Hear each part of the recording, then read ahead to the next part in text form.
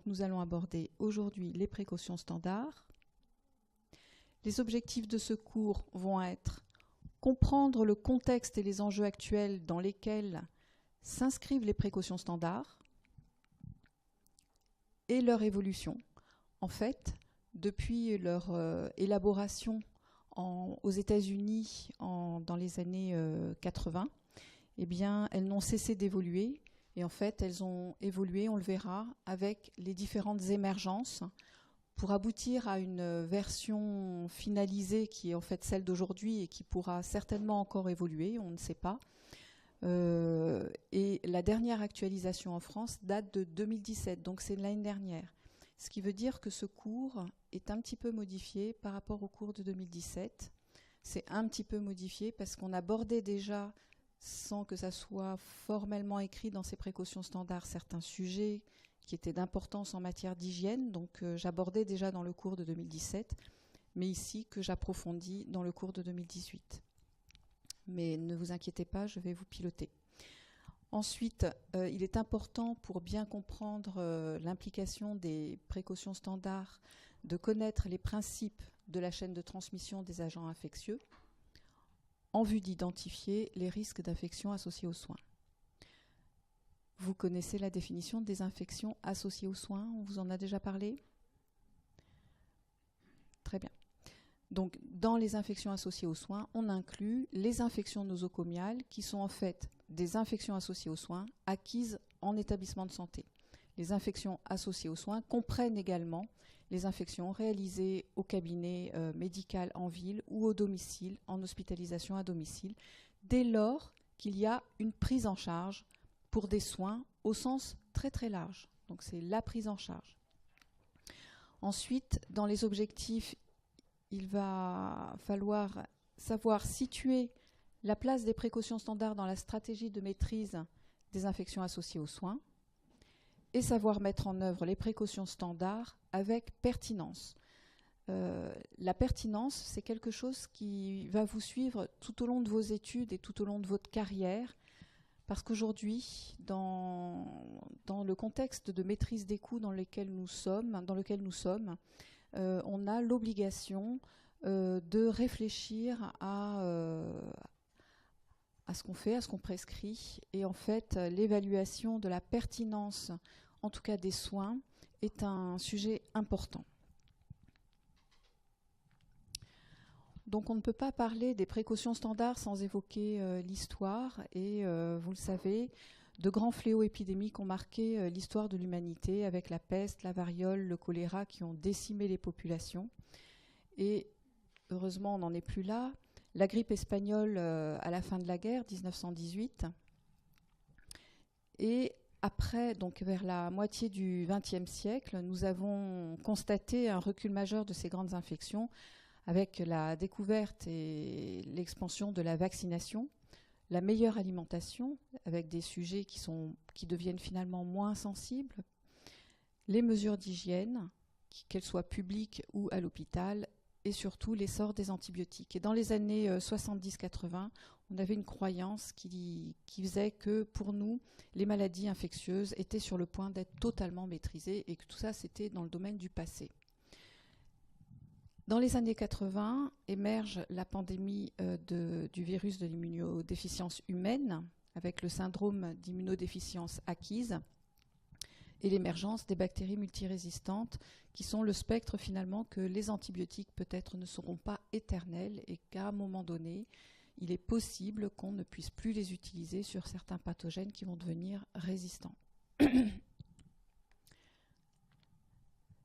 Donc, avec l'émergence du sida et surtout suite à la transmission de ce virus de patients contaminés au personnel, les Américains ont développé les précautions universelles parce qu'en fait, ils se sont aperçus que ces accidents se faisaient vis-à-vis de patients qui n'étaient pas étiquetés sida. Parce qu'en fait, on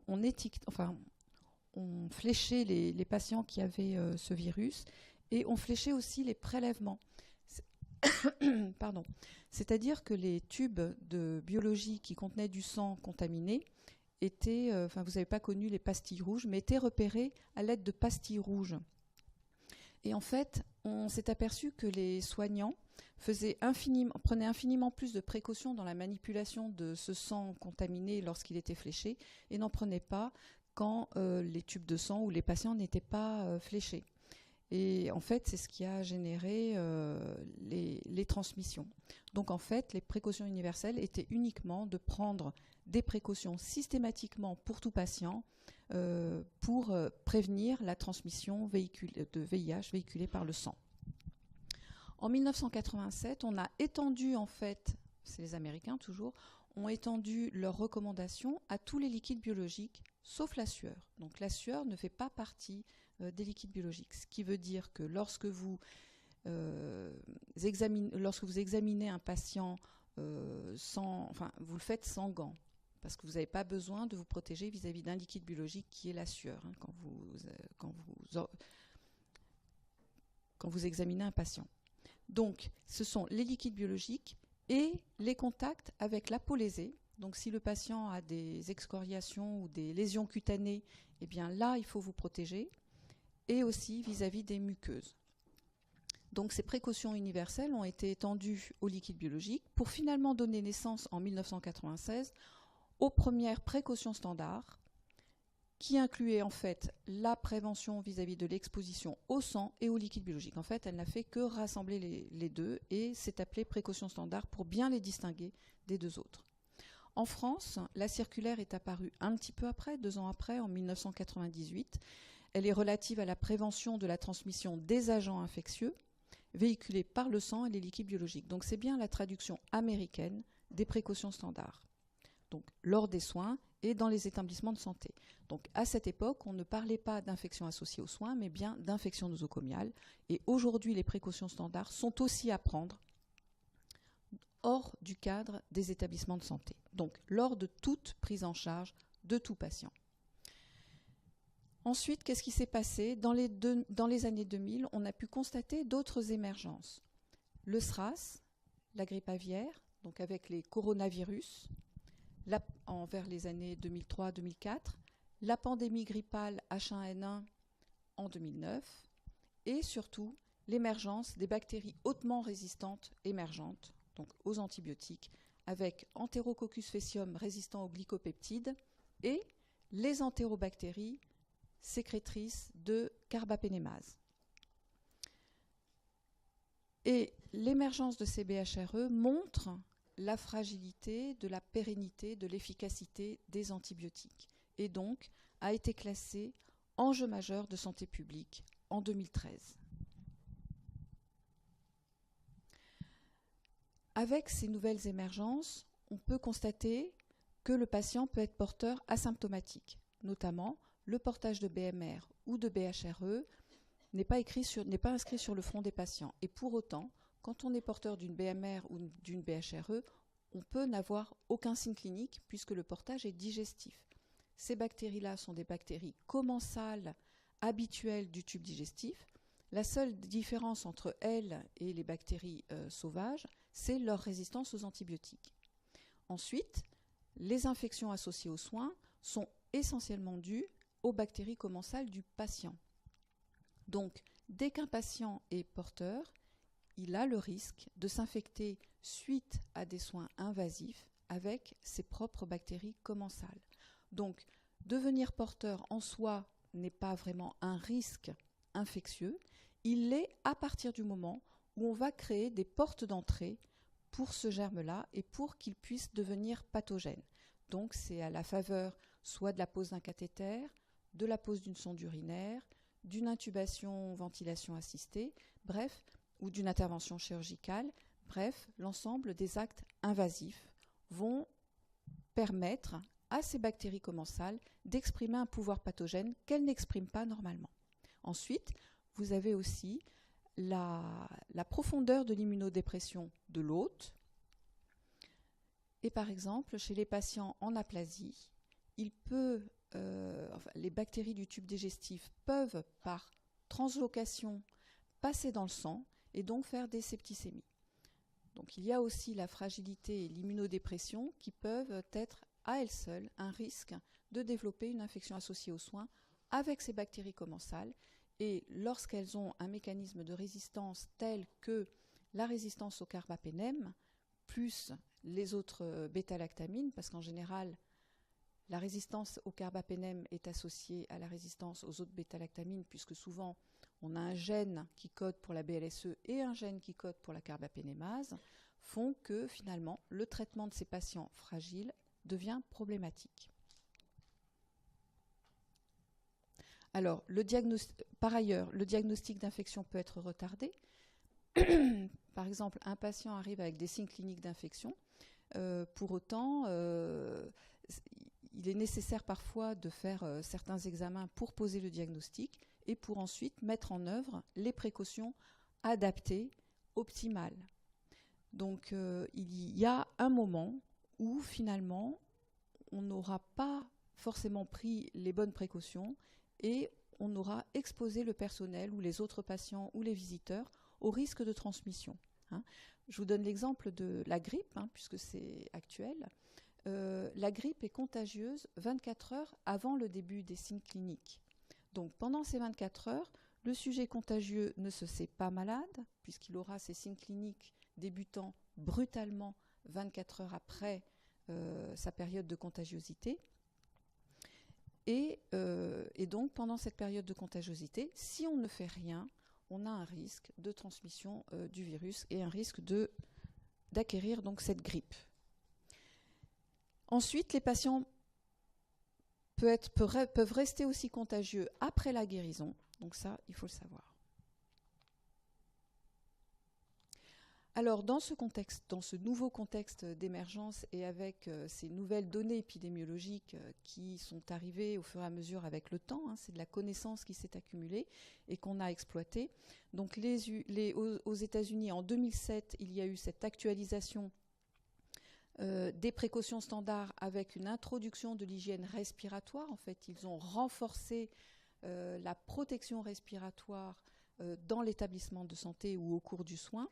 Et en France, cette actualisation s'est faite en 2017 parce que entre-temps, c'est-à-dire entre 1998 et 2017, il y a eu différents textes réglementaires qui se sont saisis chacun d'une partie des précautions standards. Et finalement, ces précautions standards étaient dans des textes un peu réglementaires, un peu disparates, et l'actualisation 2017 n'a fait que rassembler l'ensemble des concepts dans les différents textes réglementaires, notamment la prise en charge des accidents d'exposition au sang, leur prévention, etc., qui sont sortis donc après les précautions standards de 1998. Donc en incluant la gestion des excrétas et la gestion de l'environnement, en plus de l'hygiène respiratoire. Donc finalement, le législateur nous indique, en tout cas les sociétés savantes, parce que l'actualisation, elle n'est pas réglementaire, elle est le fait de la Société française d'hygiène hospitalière. Donc cette Société française d'hygiène hospitalière nous indique que la stratégie de prévention primaire, c'est-à-dire à partir du moment où on n'a pas un diagnostic d'infection et on ne connaît pas le statut infectieux du patient, donc c'est de la prévention primaire, eh bien, il nous indique que cette prévention n'est efficace que si elle est cohérente et globale. Et c'est pour ça qu'on va voir que les précautions standards, c'est toute une série de mesures, mais qui ne sont pas plus importantes les unes par rapport aux autres. Elles sont toutes importantes parce que c'est leur application globale et cohérente qui va donner son efficacité. Non seulement cette prévention, elle doit être cohérente et globale, mais elle doit être aussi appliquée collectivement, c'est-à-dire par tous les intervenants auprès du patient. Donc ça, c'est des notions que je vais reprendre après. Je voulais vous en parler un petit peu maintenant parce que ça me semble important. Donc, dans quel contexte nous sommes aujourd'hui ? Eh bien, dans la maîtrise du risque épidémique, aujourd'hui, le programme national français donc, de prévention des infections associées aux soins a conforté clairement dans son texte, et là c'est réglementaire, les précautions standards comme principe fondamental de la politique de maîtrise du risque infectieux tout au long du parcours patient. Donc c'est une obligation et c'est un droit pour le patient d'appliquer ces mesures, c'est donc votre devoir. Donc autant vous dire qu'elles sont à connaître. Et non seulement à connaître, mais à appliquer. Alors, on ne pourra pas parler de tout ça sans donner des notions sur les chaînes de transmission. Donc, une chaîne de transmission, c'est quoi? C'est très simple. Un réservoir de germes, un hôte et un mode de transmission entre les deux. Ça, c'est ce qu'on appelle la transmission horizontale.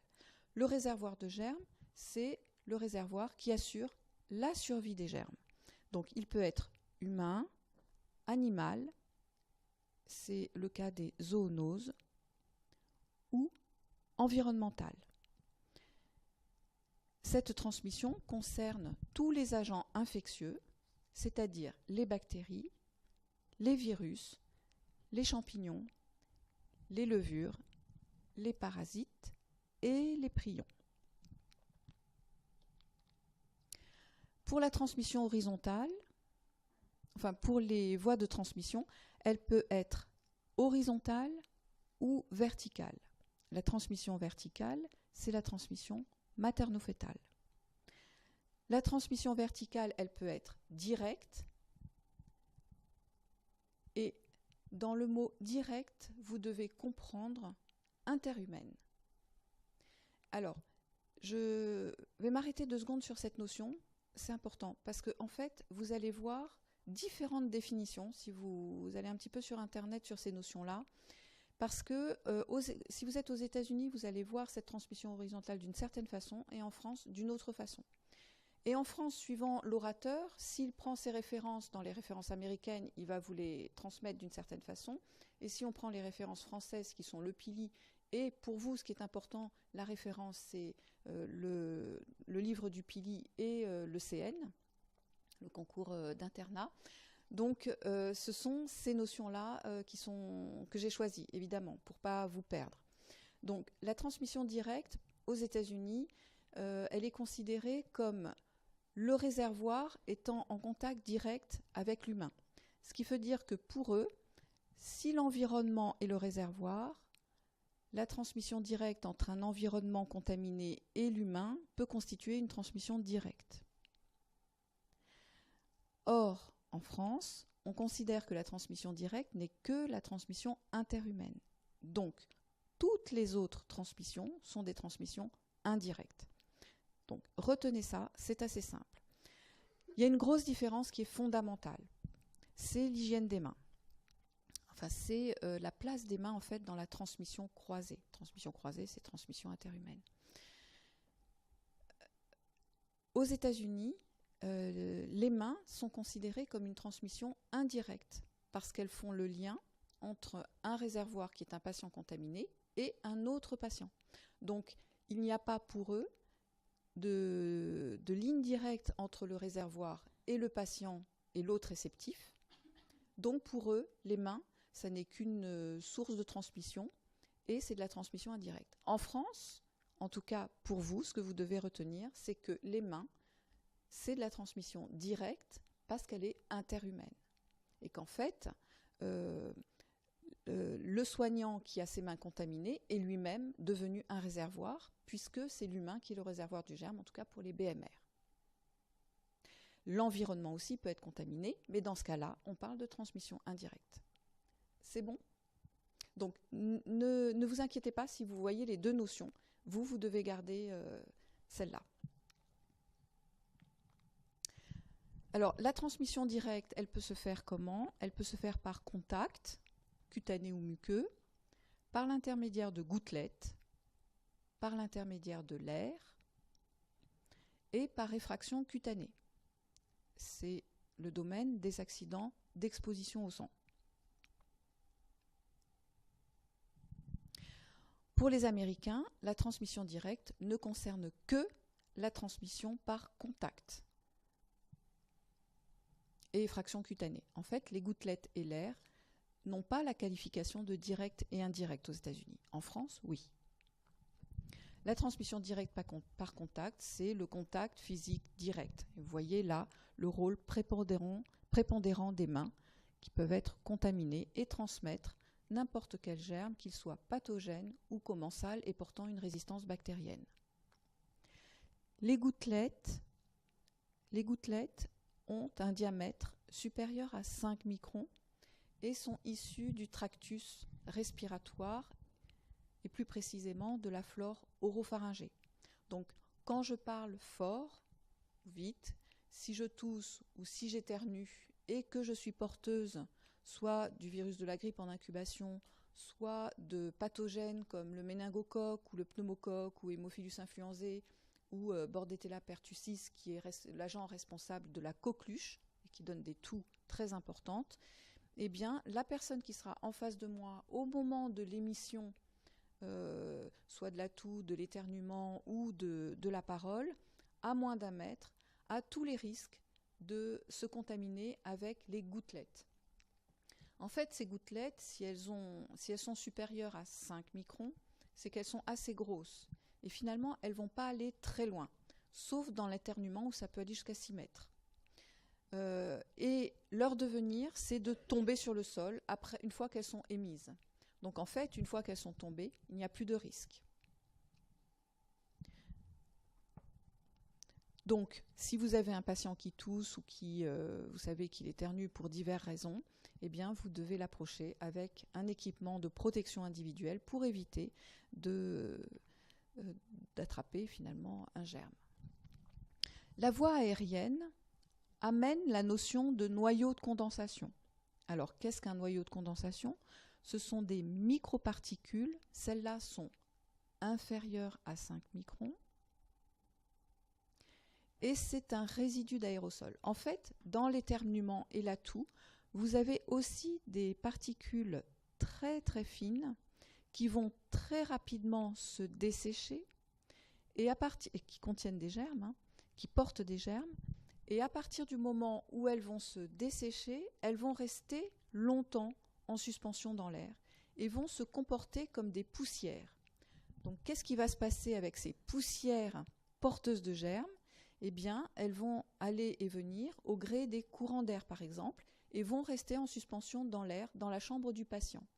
Donc là, l'implication est importante, c'est-à-dire que autant vous devez porter un masque pour un patient qui crache, qui tousse, mais qui est porteur de méningo, vous devez porter le masque en rentrant dans la chambre. Par contre, pour les transmissions aériennes, vous devez porter le masque avant d'entrer dans la chambre pour ne pas respirer le même air que le patient, parce que c'est l'air qui transmet les germes. Pour autant, l'air n'est pas considéré comme de l'environnement, c'est donc de la transmission directe. Même si c'est à distance, on est dans l'interhumain, mais à distance. Voilà. C'est le cas, par exemple, dans un avion, où si vous avez un patient qui tousse et qui a la tuberculose, il va émettre ces microparticules ultra fines qui se dessèchent très très vite dans l'air. Et dans le système, vous savez, dans l'avion, on respire, enfin bon, il y a des filtres à charbon qui captent ce qu'il faut capter pour pas s'étouffer avec le gaz carbonique, etc. Mais l'air n'est pas totalement renouvelé et il est impacté sur chaque siège. Et c'est comme ça qu'on peut voir des épidémies à partir, après un vol d'avion, de tuberculose ou de grippe ou autre. Alors, les agents microbiens qui se transmettent par l'air, il faut retenir la varicelle et le zona, le virus de la varicelle zona, la rougeole et surtout la tuberculose. Alors, c'est important de citer la varicelle et la rougeole. Pourquoi ? Je pense que vous connaissez un petit peu l'actualité et vous avez vu que la rougeole est une réémergence par défaut de vaccination et qu'il y a certaines régions qui sont fortement impactées par l'épidémie de rougeole aujourd'hui. Donc ça me permet de vous parler des mesures de prévention dont on vous parlera dans le cours de 11 heures. Voici un éternuement. Donc on peut voir le nombre de microparticules qui peuvent être émises. Et il faut savoir qu'une minute de conversation correspond à 15 000 à 20 000 microparticules. Donc voilà. La voie sanguine, c'est les effractions cutanées avec le risque d'exposition, avec les accidents d'exposition au sang et au liquide biologique. Et la transmission verticale pour des pathogènes comme la rubéole, la syphilis, la toxoplasmose, le VIH ou l'hépatite B. C'est une transmission qui se fait par voie transplacentaire. Elle est dite verticale parce qu'elle va de la mère au fœtus, à l'embryon ou au fœtus. La transmission indirecte, donc celle-là nécessite un intermédiaire inerte ou animé. Pour les véhicules inertes, il y a l'eau, les aliments, n'importe quelle surface, les dispositifs médicaux, le linge, les déchets. Alors, pour les BMR, une attention particulière est faite aux toilettes, les WC. Et vous pouvez avoir des intermédiaires animés avec des vecteurs comme les mouches, les moustiques, qui ne sont pas, a priori, une problématique dans les infections associées aux soins. Donc, on ne les abordera pas.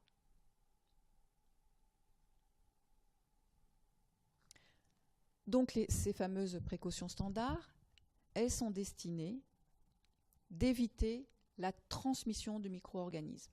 Alors là, on distingue clairement dans les infections associées aux soins les infections endogènes, dont on a parlé tout à l'heure, c'est-à-dire les infections du patient avec sa propre flore. Et vis-à-vis de cela, ce sont les procédures des actes invasifs qui vont permettre, les procédures d'hygiène dans les actes invasifs qui vont permettre de prévenir les infections nosocomiales.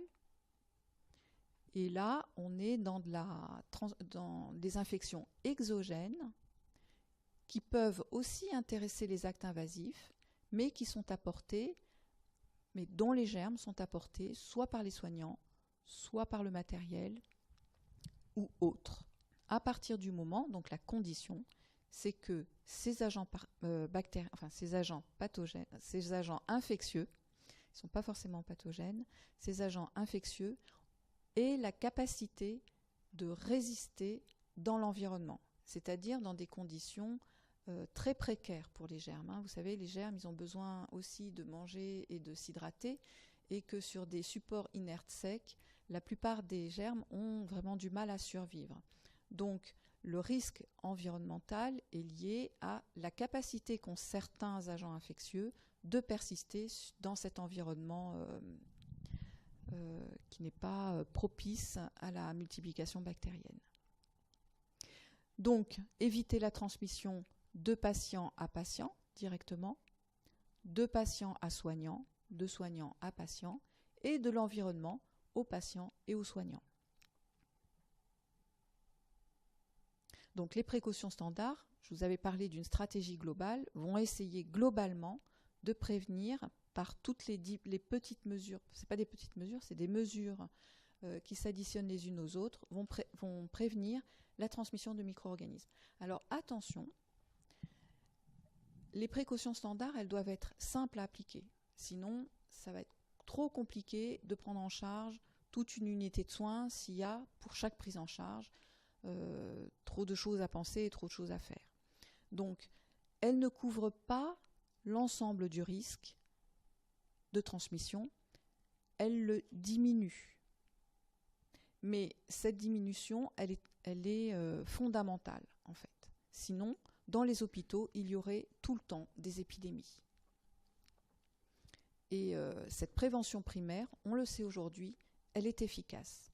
Donc, elle vise la sécurité des patients, puisqu'on est dans le domaine de la prévention des infections associées aux soins, tout en assurant celle des soignants, parce que vous aussi, vous êtes des hôtes réceptifs et que vous pouvez très bien vous contaminer auprès d'un patient contagieux ou qui a une BHR transmissible. Alors, cet ensemble de pratiques est à respecter systématiquement, j'insiste beaucoup, mais c'est important, par tout soignant, en fait, c'est toute personne, y compris les visiteurs, dans tous les lieux de soins, pour tout patient, quel que soit son statut d'infectieux. Donc, en fait, la réflexion, elle n'est pas « est-ce que mon patient a telle ou telle infection ?» La réflexion, elle est « qu'est-ce que je vais faire auprès de ce patient pour éviter que je me contamine avec le sang, les liquides biologiques ou un portage de BMR, BHR ?» Donc en fait, la réflexion, elle doit avoir lieu avant chaque prise en charge et être systématique. Et bien sûr, donc comme je vous l'ai dit, lors de tout contact avec le sang, enfin risque de contact avec le sang, les liquides, les sécrétions et excrétions de l'organisme, et on précise bien excepté la sueur. Par contre, elle implique la peau lésée et les muqueuses.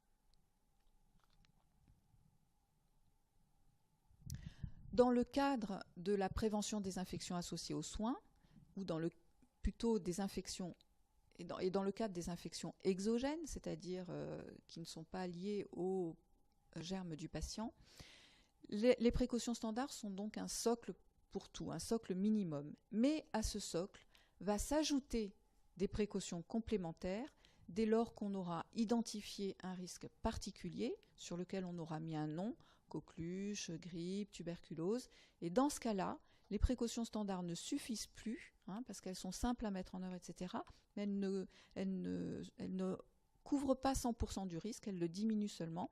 Et donc, à ces précautions standards, on devra ajouter des précautions complémentaires dont vous aurez le cours à 11 heures, donc juste après. Et les précautions complémentaires se mettent en place en cas de risque identifié. Pour autant, elles se mettent en place quand même assez précocement. Je vous donne juste un exemple. Si un patient arrive avec une toux, première chose que vous allez faire, vous, mettre en place les précautions standards, donc l'hygiène des mains, le port du masque, très bien. Mais le médecin vous dit, je viens de voir la radio, il y a une caverne, je suspecte une tuberculose. On n'a pas encore le diagnostic de tuberculose qui est très long à avoir, c'est plusieurs jours avant. Bon, enfin, on a l'examen direct, mais l'examen direct peut être négatif. Dans ce cas-là, il faut attendre la culture. Et la culture du BK, elle est longue. Donc pendant tout ce temps-là, alors qu'il y a une suspicion d'infection nommément désignée, eh bien, on va quand même mettre en place les précautions complémentaires parce qu'on a une suspicion d'infection nommément désignée. Pour une suspicion de coqueluche, pareil. Pour une suspicion de grippe, pareil. On va mettre en place les précautions complémentaires dès la suspicion d'une infection nommément désignée.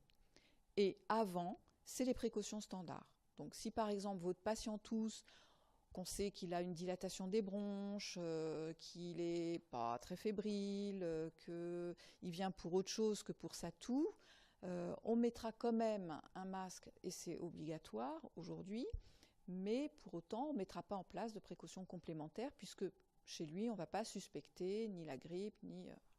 Alors, parfois, on se trompe aussi, mais bon, en ayant mis en place les précautions standards, on a déjà un bon niveau de prévention. Alors, cette mise en œuvre, elle a ses exigences.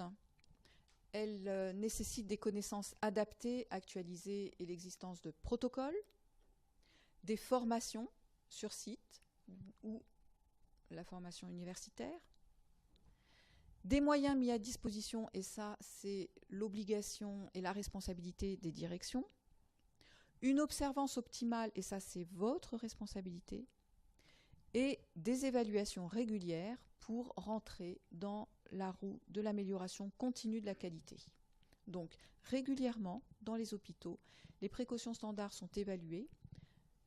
Réglementairement, elles doivent être évaluées tous les 5 ans, mais en réalité, on le fait de façon plus fréquente parce que les résultats ne sont pas toujours très probants.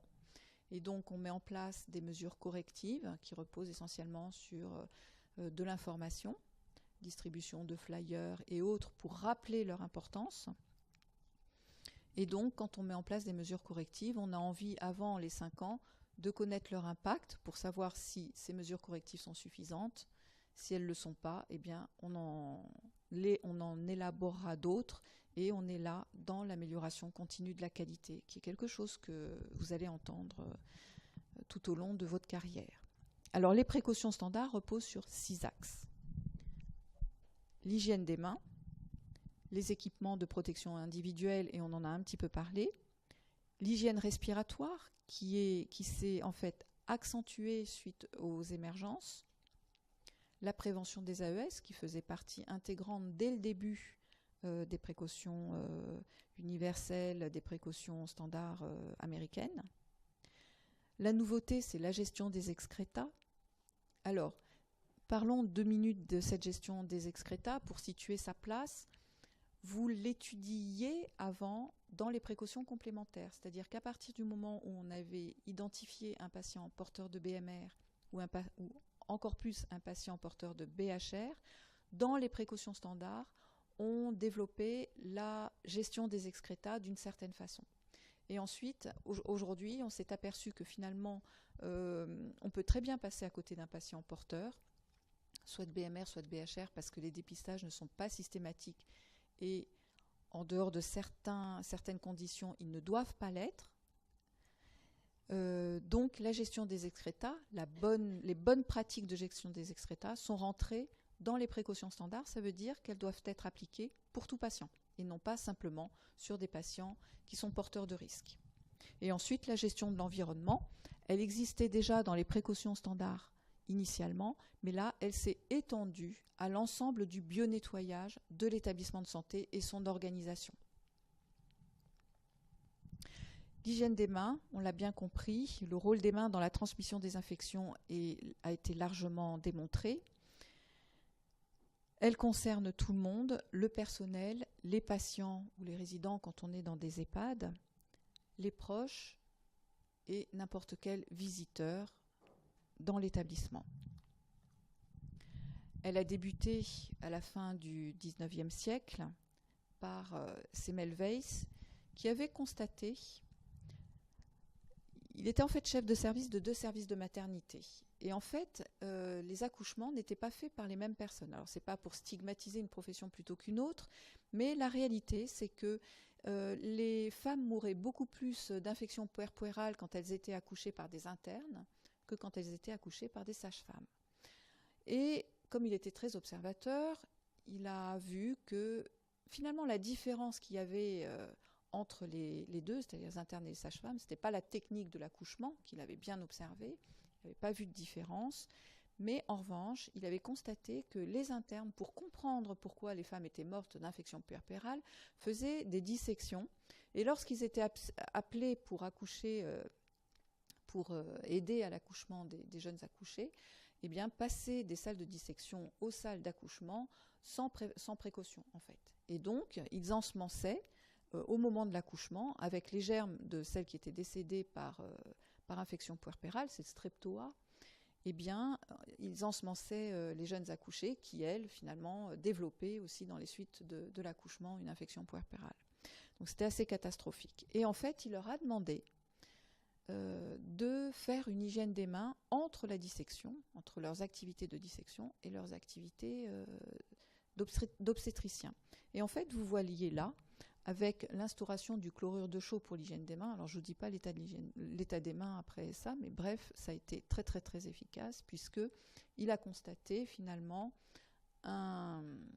avec la compliance, il ne l'a pas obtenu tout de suite, en fonction des années, vous voyez, une diminution drastique du nombre d'infections puerpérales pour rejoindre celui des sages-femmes. Ensuite, il y a une relation entre observance de l'hygiène des mains et prévalence des infections nosocomiales. On voit là, ici, en bleu, les colonnes en bleu, l'augmentation de l'observance de l'hygiène des mains, et en jaune ici, la prévalence des infections nosocomiales, et on voit qu'il y a une relation inverse entre l'observance de l'hygiène des mains et la prévalence des infections nosocomiales. Bref, l'hygiène des mains est importante. Donc, qu'est-ce que nous avons à notre disposition comme technique ? Eh bien, il y a 2 techniques. En fait, il y en a plus que 2, mais dans le cadre des précautions standards, il n'y a que ces 2-là qu'on va utiliser. Les autres, c'est la friction chirurgicale avant les gestes aseptiques ou avant les gestes au bloc opératoire. On n'en parlera pas ici. Alors, 2 techniques. Alors vous allez me dire pourquoi il n'y en a pas qu'une, ça serait beaucoup plus simple, mais en fait elles n'ont pas tout à fait les mêmes objectifs ni les mêmes indications. En fait, elles se complètent. Le lavage simple des mains se fait avec un savon doux. Alors l'objectif, c'est d'éliminer les salissures, et en éliminant les salissures, c'est-à-dire les poils, les squames, la sueur, les salissures de l'extérieur qu'on attrape dans le métro, en touchant n'importe quel environnement, les poignées de porte, etc. Et en éliminant les salissures, on réduit un peu la flore transitoire. Mais c'est une action mécanique en fait, parce que le savon doux est un détergent et comme un produit de vaisselle ou autre, c'est-à-dire qu'il va déterger, il va enlever les salissures, mais il n'est pas antibactérien. En revanche, la friction des mains avec une solution hydroalcoolique va permettre non pas de réduire cette flore transitoire, mais de l'éliminer. Et là, on n'a pas d'action mécanique, on a une action chimique qui est une action désinfectante, antiseptique. L'alcool est aussi est autant un désinfectant qu'un antiseptique. Et donc va agir en tuant les germes. Mais pour autant, l'alcool et le fait qu'on n'utilise pas l'eau et qu'on rince, etc., ne va pas éliminer les souillures. Alors vous allez me dire, si ça tue les germes, ça suffit quand même. Eh bien non, parce que les souillures, les squames, les poils, les matières organiques qui sont sur les mains lorsqu'elles ne sont pas propres, sont des inhibiteurs de l'action antiseptique de l'alcool. Donc si vous voulez une action optimale du désinfectant que vous utilisez pour vos mains, il faut au préalable qu'elle soit débarrassée de toutes les salissures. Et donc, lorsque vous arrivez dans votre service, dans votre service hospitalier, la première des choses à faire, c'est quoi? C'est de se laver les mains avec de l'eau et du savon. Vous éliminez toutes les salissures et ensuite, de façon séquentielle et autant de fois que vous le voulez, et allez-y, utilisez largement les solutions hydroalcooliques. Vous pouvez utiliser les solutions hydroalcooliques en passant d'un patient à l'autre, avant de toucher l'environnement. Après, on verra les indications. Alors, je ne vous ai pas dit, lavez-vous les mains et faites la solution hydroalcoolique après. Ça, c'est des pratiques qui ne sont pas conformes. C'est-à-dire qu'en fait, faire une hygiène des mains, c'est pas le lavage, puis après derrière la friction. C'est ou le lavage ou la friction, mais dans la séquence, c'est le lavage en premier, puis ensuite les frictions. Si vous faites lavage plus friction à toutes les hygiènes des mains, d'abord vous allez perdre un temps fou. Vous n'aurez pas toujours accès à un lavabo équipé. Dans les chambres, a priori, il n'y en a pas. Donc il faut retourner au poste de soins ou dans le couloir quand il y a un poste de lavage des mains dans le couloir, si vous avez cette chance. Eh bien, vous allez vous abîmer les mains et ne plus pouvoir finalement rien utiliser, tellement vous aurez les mains avec des crevasses. On va le voir après. Alors, tout ça, cette image-là est pour vous expliquer la différence entre flore résidente et flore transitoire. La flore résidente est la flore normale, permanente que vous avez sur la peau et les muqueuses. La flore transitoire est celle dont vous faites l'acquisition avec les différents contacts au cours de la journée, etc., sur la peau. Donc les bactéries multirésistantes font partie de la flore transitoire. Et la flore résidente, quand elle est intacte, elle fait rempart à l'implantation de la flore transitoire. Alors, quels produits on a? Eh bien, pour le lavage simple des mains, on utilise les savons, donc le savon doux. Et pour la friction, les solutions hydroalcooliques. Alors, les solutions hydroalcooliques sont composées en fait d'alcool, d'un alcool, c'est pas de l'alcool, c'est d'un alcool, il y en a différents, propanol, éthanol, etc. Et en fonction de la marque, vous allez avoir un alcool donné. Il est en général aux alentours d'une concentration de 70% et à cet alcool est rajouté un émollient. Donc, depuis 2009, en France, il est demandé de ne plus utiliser les savons antiseptiques moussants. C'est-à-dire qu'avant l'implantation des solutions hydroalcooliques, on avait le lavage simple et le lavage antiseptique. Le lavage simple avec un savon doux, normal, et le lavage antiseptique était avec un savon antiseptique. Alors, c'est très très très corrosif sur les mains. Et en fait, on réserve les savons antiseptiques à la préparation cutanée préopératoire uniquement, mais plus à l'hygiène des mains. Alors, pourquoi privilégier la friction? Ça, c'est important. Quels sont les arguments? Eh bien, c'est efficace, rapide, bien toléré. Ça s'inscrit bien dans l'organisation des soins, sans trop les alourdir, et ça ne nécessite pas d'équipement lourd. Donc ça, c'est des critères qui sont importants à retenir.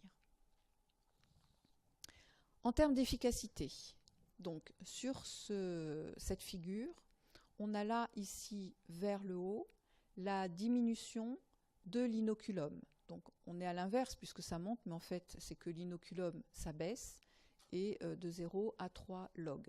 3 logs correspond à 99,9% des bactéries qui étaient présentes à l'origine avant de faire le test. Et ici, vous avez en haut la diminution, l'efficacité testée. Pardon, excusez-moi. En abscisse, ici, vous avez le temps, donc jusqu'à 180 minutes. Et donc avec cette figure, on voit que l'utilisation des SHA avec 70% d'isopropanol permet une diminution de 2,5 log des bactéries, alors qu'avec un savon antimicrobien qu'on n'utilise plus aujourd'hui, on n'avait même pas une réduction de 1 log. Et pour le savon normal, on a une petite réduction qui est liée à l'action mécanique, dont je vous ai parlé, qui n'est pas nulle, complètement nulle. Elle a quand même sa petite efficacité pour un retour rapide à la normale. On peut constater ici que les solutions hydroalcooliques ont une action rémanente, c'est-à-dire qu'elles persistent un petit peu dans le temps. Donc ça, c'est intéressant aussi à constater. En termes d'efficacité, voici un lavage simple avec des empreintes de doigts sur une boîte de pétri. En fait, on a pris une boîte de pétri, on a mis les doigts dedans, on a mis la boîte de pétri à l'étuve et on constate finalement toutes les colonies, les points blancs que vous avez sont des colonies bactériennes. À une colonie correspond une bactérie initialement sur les mains qui a proliféré pendant sa mise en culture à l'étuve. Donc avant le lavage simple, après le lavage simple, vous voyez qu'il y a quand même une bonne réduction des micro-organismes présents sur les mains, mais qui n'est pas complète, mais qui n'est pas nulle non plus. Donc ça, c'est à retenir. La désinfection par friction, on voit l'efficacité antibactérienne. Bon, il reste juste une petite bactérie là. Et en fait, cette efficacité, elle est très liée à la qualité du geste. On va en parler après.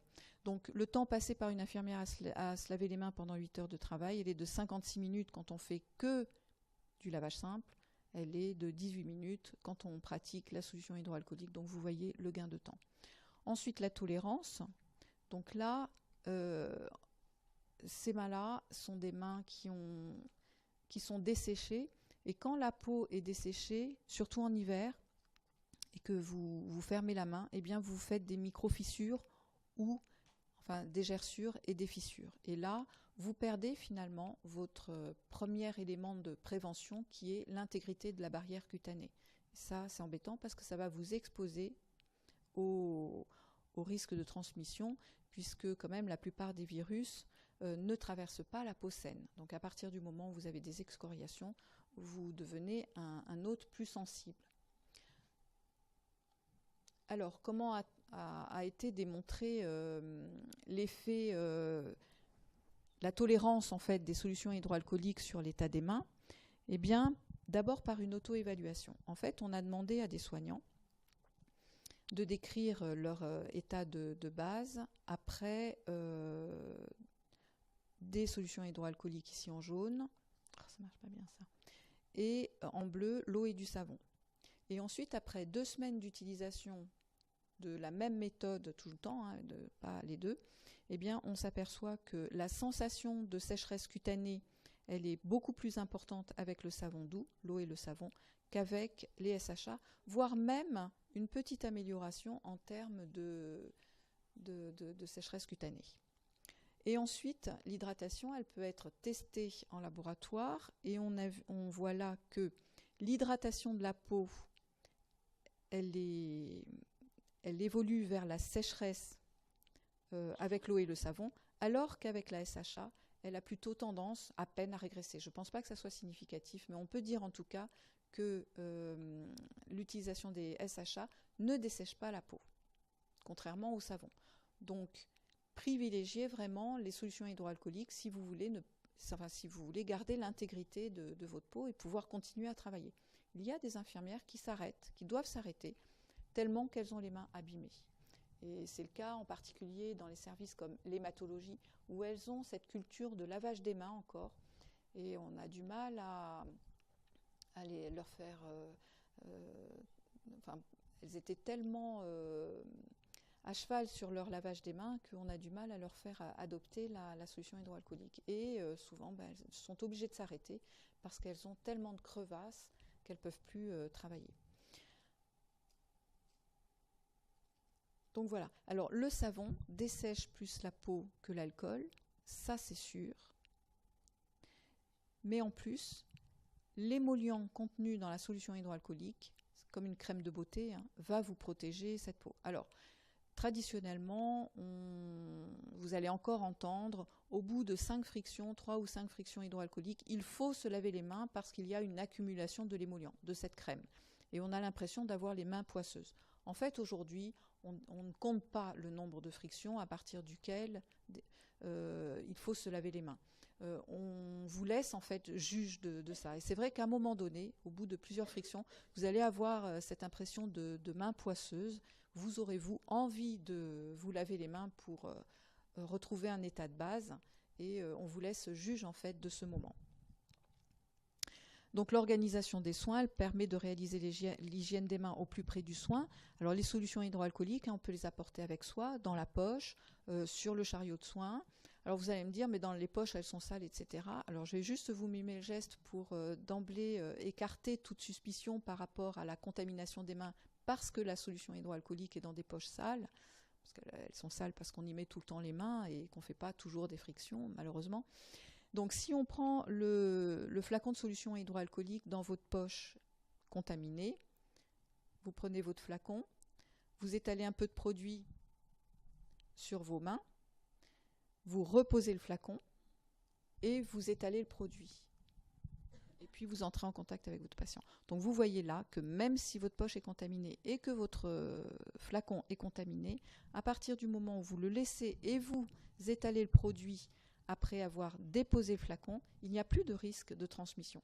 Vous rentrez en contact avec le patient avec des mains désinfectées. Voilà.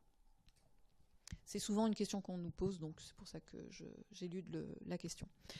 Le lavage 5 des mains, l'objectif, donc on en a parlé, donc vous voyez, il faut un lavabo, un savon doux, un essuie-main à usage unique et une poubelle. Il faut que tout ça soit organisé.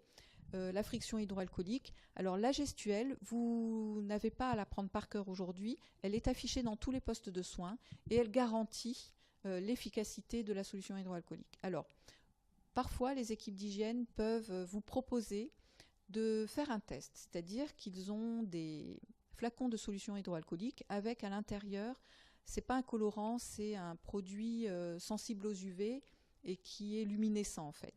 Donc, on vous demande de faire une friction hydroalcoolique. Alors, essayez de la faire dans les règles de l'art parce que vous avez toutes les chances de passer partout. Et ensuite, on vous demande de mettre dans une boîte noire où il y a juste une lampe UV, de mettre vos mains et puis de regarder dans la boîte noire en même temps que le formateur. Et on peut se rendre compte que si vous avez des bijoux, autour des bijoux, la solution hydroalcoolique ne passe pas, que vous oubliez souvent le pouce, que le dos des mains est très souvent oublié, et puis les lignes de la main aussi. Donc voilà, si vous faites cette gestuelle, on voit là qu'on n'oublie pas dans cette gestuelle le pouce, les lignes de la main ici, les ongles quand on fait ce geste-là, les espaces interdigitaux et le dos de la main, puisqu'on fait une fois une main sur l'autre et la fois d'après, et qu'on finit par les poignets. Voilà. Donc cette gestuelle, si vous ne la connaissez pas, vous mettez devant et puis vous la faites et vous finirez par la connaître par cœur. Donc la limite, c'est qu'on vous demande de ne pas utiliser les solutions hydroalcooliques sur des mains qui ont été souillées avec des liquides, enfin du sang ou des liquides biologiques. Alors pourquoi ? Je vous pose la question.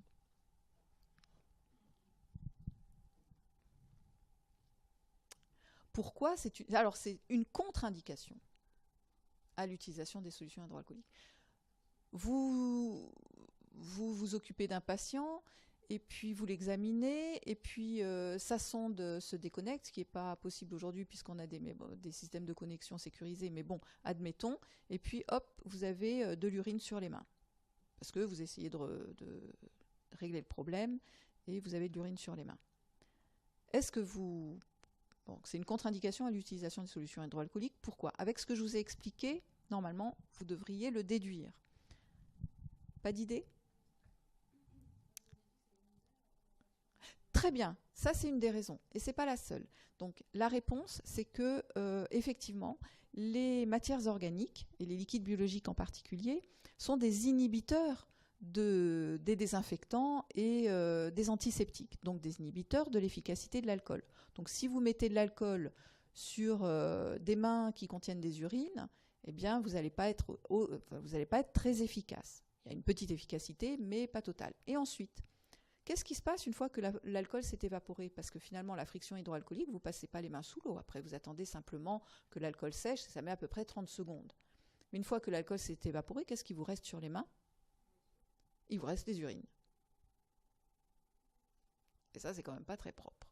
Donc, après une exposition à un liquide biologique ou à du sang, eh bien, il faut se laver les mains. Et c'est la seule contre-indication de l'utilisation des solutions hydroalcooliques parce que vous n'allez rien faire. Vous n'allez pas désinfecter l'urine et vous allez garder l'urine sur les mains. Pour le sang, c'est pareil. Donc, c'est du bon sens, mais il faut le dire. Ensuite, les mains talquées, pour les mêmes raisons, hein, le talc est un inhibiteur. Les mains mouillées, alors ça c'est valable, c'est une règle générale pour tous les désinfectants et les antiseptiques. En fait, tous les produits qui ont une efficacité à une concentration donnée, si vous appliquez le produit sur une surface qui est mouillée, qu'est-ce que vous faites? Eh bien, vous diluez le produit et vous le rendez donc moins efficace. Donc en fait, les solutions hydroalcooliques s'utilisent sur des mains bien sèches. Et ensuite, les mains lésées, eh ben, vous ferez l'expérience vous-même. Si vous avez des crevasses, hein, avec l'hiver, là en ce moment, on est pas mal à avoir quelques petites crevasses parce que la peau se dessèche avec le savon et que le froid va accentuer cette dessiccation. Eh bien, les mains lésées et l'alcool, ça ne fait pas bon ménage, ça pique. Et donc, voilà, on vous déconseille de les utiliser sur des mains lésées. Ensuite, l'alcool n'est pas efficace sur les spores. Donc, quand un patient a un Clostridium difficile, et vous le verrez avec les précautions complémentaires, il faut associer lavage simple des mains et solution hydroalcoolique. Puis après, chez les patients qui ont la gale aussi. Les préalables. Alors là, c'est très important, j'ai plus beaucoup de temps pour tout faire, c'est affreux. Alors, les avant-bras dégagés, sans bijoux, ongles courts et pas de vernis. Donc ça, c'est à savoir et c'est obligatoire. Donc, à l'hôpital, pas de montre, pas de bijoux aux doigts. Aidez-nous, c'est très difficile à obtenir auprès des soignants. Mais la tenue de travail, c'est une blouse ou une tunique avec des avant-bras dégagés, des ongles sans vernis et pas de faux ongles, sans bijoux. Voilà, ça c'est la tenue de travail. Si vous travaillez à la PHP, c'est dans le règlement intérieur de la PHP, c'est une obligation de le respecter. Voici des cultures de bagues après lavage des mains ou après solution hydroalcoolique. C'est pareil, c'est complètement inefficace. Voici une montre, ça ce sont des photos. Alors pourquoi? Parce que l'alliance aussi, on ne la tolère pas. Pourquoi? Parce qu'elle paraît lisse, l'alliance. Sauf que si on la regarde au microscope électronique, elle est bourrée de fissures. Et dans ces fissures, les microbes se logent et s'entourent d'une gangue, en fait, hein, d'un gel qui les protège des désinfectants. Ça, c'est les ongles, pareil, il y a des trous dans le vernis, il y a des trous dans les faux ongles, donc il faut éviter. Les indications, ça c'est à savoir, avant un contact avec le patient, pour les solutions hydroalcooliques, avant un geste aseptique, après le contact avec le patient ou son environnement, c'est pareil, hein, l'environnement du patient est contaminé, après le retrait des gants et entre deux activités. Ça, on vous demande de le savoir. Et la contre-indication à la solution hydroalcoolique qui est les mains souillées par du sang et des liquides biologiques. Le port de gants. Alors on va aller vite sur tous ces éléments-là. Je vais juste vous donner des notions sur chaque parce qu'on a un peu traîné sur l'hygiène des mains. Alors, le port de gants, il ne doit se porter que lorsque vous avez un risque de contact avec du sang et des liquides biologiques. Donc au moment de faire une injection, au moment de poser un cathéter, au moment de changer une sonde urinaire, pour intuber un malade, etc., dès lors que vous avez un risque, vous devez y penser avant, vous devez porter des gants pour vous protéger. Mais le gant est un risque. Il va vous donner un sentiment de sécurité qui fait que vous allez toucher tout partout avec ces gants parce que vous êtes en sécurité. Pour autant, les personnes qui vont venir après se contamineront beaucoup avec l'environnement que vous aurez contaminé, vous, avec vos gants. Donc, une fois que l'activité est terminée, vous retirez les gants. Et ce n'est pas parce que vous avez porté des gants que vous ne vous contaminez pas au moment où vous enlevez les gants. 30% des mains sont contaminées après le retrait des gants. Donc, il y a obligation à faire une friction hydroalcoolique après le retrait des gants. Et on vous le conseille aussi de la faire avant de mettre les gants, c'est-à-dire en réalité, avant de toucher la boîte où sont les gants. Parce que si vous avez des mains contaminées, vous contaminez la boîte, vos gants ils sont propres, ceux d'après, c'est moins sûr. Donc l'hygiène des mains, c'est avant le contact avec la boîte qui est propre et qui doit rester propre pour tout le monde. Vous mettez vos gants et après le retrait des gants, refriction hydroalcoolique. Ça, c'est à savoir. C'est un geste, une paire de gants, et pas une paire de gants pour tous les gestes. Donc c'est vraiment ciblé. La paire de gants, c'est un équipement de protection individuelle vis-à-vis du risque d'exposition. Dès lors que vous n'avez plus ce risque d'exposition, il faut enlever les gants. Le port du masque. Si vous faites un geste avec un risque d'aérosolisation ou de projection, ou si vous prenez un patient qui tousse en charge, eh bien, vous devez mettre un masque chirurgical. C'est toujours le même principe, hein, c'est devant les risques d'exposition qu'on doit porter ces équipements de protection individuelle. La protection du visage, c'est pareil. Avec quoi elle se fait? Avec des lunettes de protection qui sont présentes dans tous les postes de soins, ou le masque à visière quand le risque est important. Et il faut surtout garder à l'esprit que vos lunettes ne suffisent pas. On croit que les lunettes, quand elles sont assez grandes, parce que heureusement, c'est plus enfin, c'est pas heureusement, mais c'est plus trop la mode des petites lunettes, mais même avec des grosses lunettes comme ça passe toujours. Donc, les lunettes que vous voyez là sont des surlunettes que vous devez porter au-dessus de vos lunettes pour être sûr d'être protégé. La protection de la tenue, c'est pareil. Le critère, il y a 2 critères importants. Elle doit être imperméable et elle est à usage unique. Donc, dès que vous sortez de la chambre, vous enlevez la tenue imperméable, c'est-à-dire c'est le tablier à usage unique parce que le tablier est imperméable. Les surblouses qui protègent plus largement ne sont pas imperméables. Donc attention, c'est un faux risque de protection. L'hygiène respiratoire, c'est-à-dire qu'on demande à toute personne présente dans l'établissement, si elle a des signes de toux, alors ça vous concerne vous, les visiteurs, les patients, tout le monde, eh bien, en cas de toux, il faut se couvrir la bouche avec un mouchoir en papier. Si vous n'avez pas de mouchoir en papier, vous éternuez dans le creux de la manche pour éviter de contaminer les mains. On jette au plus vite le mouchoir en papier, on ne le garde pas et on se lave systématiquement les mains à l'eau et au savon. Pourquoi? On l'a vu tout à l'heure. Oui, une fois que l'alcool est parti, vous gardez quand même les crachats. Ou en tout cas les gouttelettes. Et porter un masque chirurgical pour vous protéger et protéger les autres. Alors, quand un patient présente une toux et qui se trouve dans un lieu d'attente, comme par exemple au niveau des consultations, ne le laissez pas tousser et cracher comme ça devant tout le monde sans rien faire. Vous l'éloignez un petit peu, éventuellement vous le mettez dans un box vide si vous en avez un. Vous lui fournissez des mouchoirs, une solution hydroalcoolique pour qu'il puisse se faire une hygiène des mains, ou vous lui indiquez les toilettes pour qu'il aille se laver les mains, et vous lui fournissez un masque si jamais vous n'avez pas un espace dédié pour lui, vous lui mettez un masque et vous lui demandez de le garder pendant le temps d'attente pour ne pas contaminer les autres personnes. Pour vous, c'est pareil. Si vous toussez, portez un masque pour les mêmes raisons. Protégez vos collègues et protégez les patients. La prévention des AES, j'espère que vous êtes tous vaccinés contre l'hépatite B et pour tout geste invasif, vous avez obligation d'utiliser un matériel sécurisé. Donc bien sûr, ça on vous le répétera beaucoup à l'hôpital, jamais recapuchonner les aiguilles, c'est interdit. Jamais désadapter non plus les aiguilles et éliminer immédiatement et personnellement, parce que c'est de votre responsabilité, tout objet piquant, coupant, tranchant, souillé dans une boîte prévue à cet effet. Les boîtes, ce sont celles-là, elles sont étanches et elles sont solides, elles sont en plastique, donc elles ne sont pas sensibles au risque d'être percées. Et il faut toujours qu'elles soient à portée de main. Donc ça veut dire quoi? Et c'est important parce qu'on a du mal ça à le faire passer au niveau des infirmières, c'est d'apporter sa boîte d'objets piquants, coupants, tranchants auprès du soin. Beaucoup d'infirmières considèrent que c'est sale. Mais qu'est-ce qui est sale? Ce qui est sale, c'est à l'intérieur de la boîte. L'extérieur, il est propre.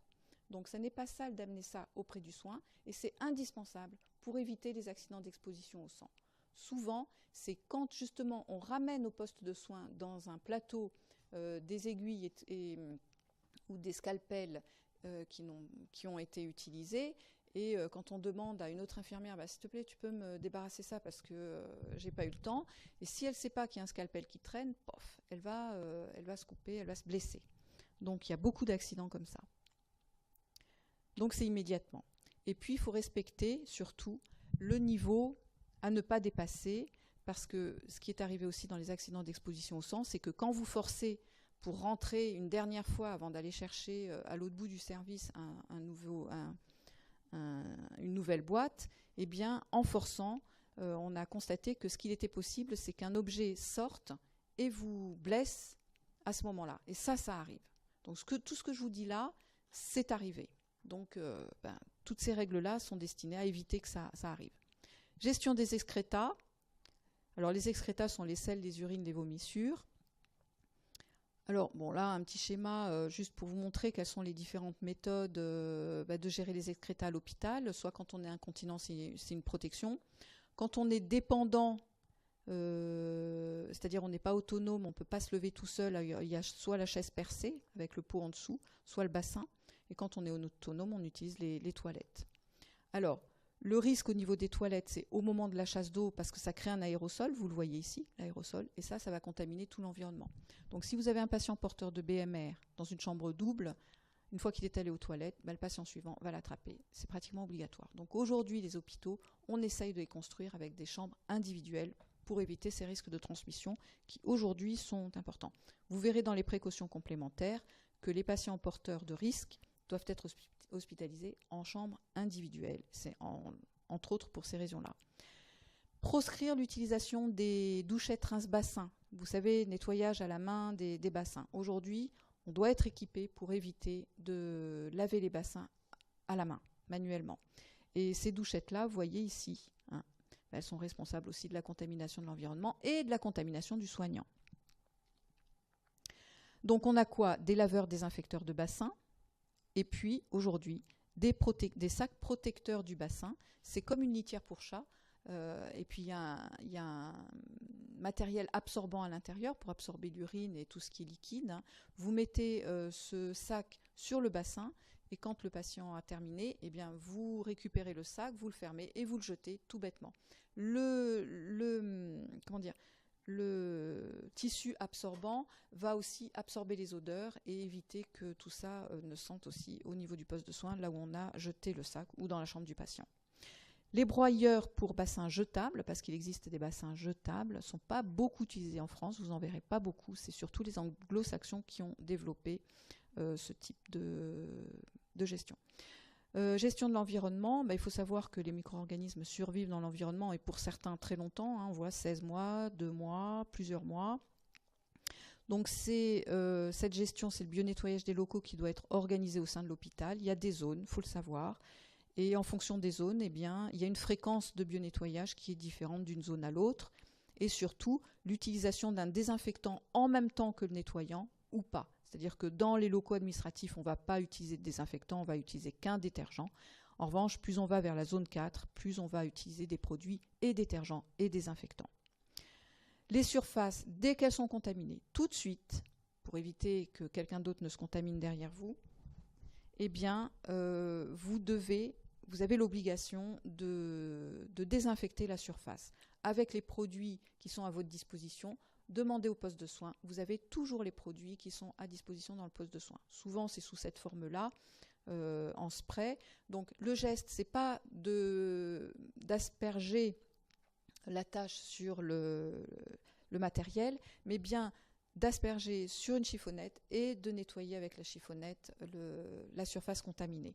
Pourquoi? Parce que si vous faites comme ça, vous créez un aérosol. Ce sont des produits toxiques, il faut le savoir, il faut éviter de les respirer. Donc toujours à manipuler avec des gants et voire un masque pour éviter justement de respirer ces aérosols relativement toxiques. Donc manipuler le matériel avec précaution, hein, des gants, et quand vous avez utilisé un matériel réutilisable, c'est-à-dire qui va partir en désinfection ou en stérilisation après, il faut immédiatement, et ça c'est important, immédiatement le mettre dans un bain désinfectant. C'est ce qu'on appelle une pré-désinfection, et c'est d'abord pour circonscrire le matériel qui peut être à risque pour d'autres personnes dans une boîte fermée, et ensuite pour commencer déjà la désinfection, et ensuite pour éviter que les liquides biologiques ne sèchent. Pourquoi? Parce que quand c'est sec, c'est difficile à faire partir, alors que quand c'est encore humide, il suffit de le tremper et le produit va se diluer dans le liquide. Donc c'est immédiat, pas seulement pour éviter la transmission des germes et la protection de l'environnement et des autres membres du personnel, mais c'est aussi pour éviter que ces liquides ne sèchent, parce qu'après ils sont impossibles à enlever. La gestion du linge, sachez qu'on ne touche pas un linge propre avant d'avoir fait une hygiène des mains. Sinon le linge va contaminer le patient. Et le risque, il est pendant le transport, pendant le stockage et pendant la manipulation. Par contre, le linge souillé et les déchets, et j'en ai fini presque avec ça, doivent se manipuler avec des gants et un tablier en plastique pour éviter, protégez-vous, hein, pour éviter votre contamination, parce que là, ce sont des déchets souillés. Donc les déchets souillés, c'est comme l'exposition au sang et aux liquides biologiques, c'est le même risque. La tenue de travail doit pouvoir être changée tous les jours, et juste pour les prélèvements biologiques, il est obligatoire de les transporter dans des sachets étanches et fermés, ce qui est pareil aussi pour le linge et pour les déchets. Voilà, protéger les patients et limiter le risque professionnel avec les précautions standards, c'est indispensable, c'est possible et c'est de votre responsabilité. Et c'est aujourd'hui un axe majeur, c'est un enjeu majeur de les développer dans les établissements de santé parce que elles ont montré leur efficacité et qu'elles sont faciles à mettre en œuvre, et que si elles sont appliquées par tout le monde, eh bien, on réduira le risque épidémique dans nos établissements de santé qui souffrent beaucoup de la dissémination des BMR, des BHR, des épidémies de grippe, gastro-entérite et autres. Je vous remercie beaucoup. Désolée d'avoir été un peu rapide sur la fin, mais les grandes notions, je vous les ai bien développées au départ. Elles sont juste à appliquer après sur chaque équipement de protection individuelle. Protégez-vous, protégez les autres. Et l'actualisation en 2017 en fait un sujet d'actualité. Merci.